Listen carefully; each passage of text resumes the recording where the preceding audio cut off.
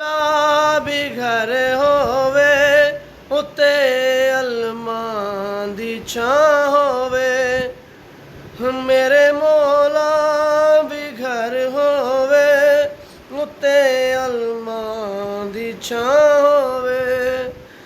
ਉਹਦੇ ਦਰਵਾਜ਼ੇ ਤੇ ਲਿਖਿਆ, ਉਹਦੇ ਦਰਵਾਜ਼ੇ ਤੇ ਲਿਖਿਆ 50-12 ਦਾ ਨਾਂ ਹੋਵੇ, ਮੌਲਾ ਮੇਰਾ ਵੀ ਘਰ ਹੋਵੇ ਉੱਤੇ ਅਲਮਾਂ ਦੀ ਛਾਂ ਹੋਵੇ।